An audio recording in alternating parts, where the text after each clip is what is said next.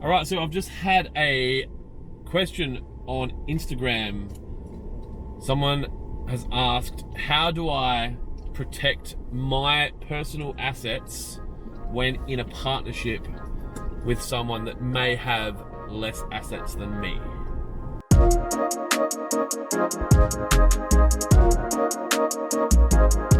Good morning and welcome to In the Car with Clint. Today I'm going to talk to you about business partnerships and protecting your assets. Now, firstly, I'm not a big fan of business partnerships, and I understand they have their place and I understand they work beautifully. If you're going to go into a business partnership, you need to have some form of document, as informal as it can be, or as you need it to be, or as formal as you want it to be, but you need to have something in writing that states the relationship, who does what happens if something goes wrong, what happens if someone wants to buy the business off the other person, who's got first rights to buy and sell and all that jazz, so that when you do have bad times, the conditions were written in the good times. 2, be careful who you go into partnership with, right? It's like marriage. I don't know the statistics, but a lot of them fail. And if you are going to go into a partnership, you need to be aware that it might not work and have stopgaps in place. Finally, accounting and structure. Now, I rang Dion, my accountant, Dion Carboni from Hood Sweeney.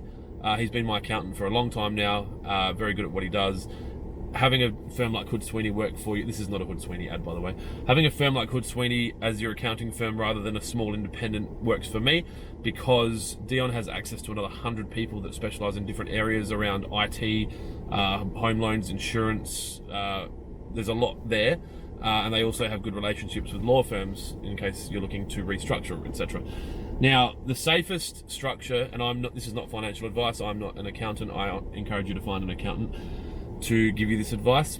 The safest structure for you is to create a company. Now, that's all well and good until you start signing account forms. If you start signing account forms with people and you're going into debt, 30-day trading accounts, or you're borrowing money, you're going to be signing a director's guarantee, and you're going to be putting your things up as security against the debt. So if the business goes broke, you're kind of fucked.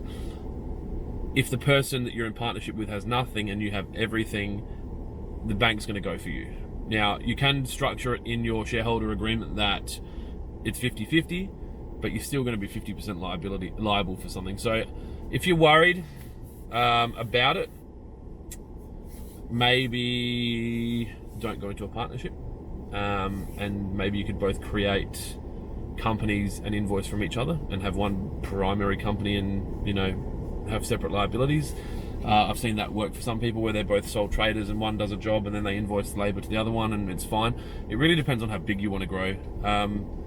But for me, I never worried about losing my house when I went into a partnership. It wasn't on my mind. I didn't enter the business with a failure mentality. It was very much like, well, this is what's going to happen and we're going to be fine and we're going to do it. But I'm not afraid of losing my house. So, and my wife would be very angry at me for saying that, but it just doesn't concern me.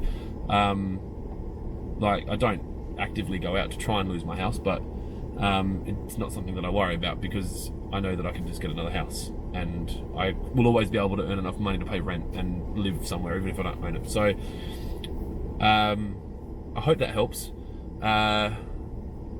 If it doesn't, send me a DM. I'm happy to talk to you about it over the phone. And that is it. So if you've got any questions for me, if you want to send them through via Instagram, more than happy to answer the question. I'm not going to highlight who's asking these questions because it could probably put people in difficult situations.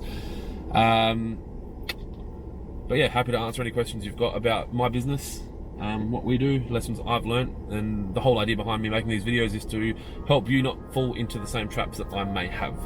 So that's it. Be kind to each other. I'll talk to you tomorrow.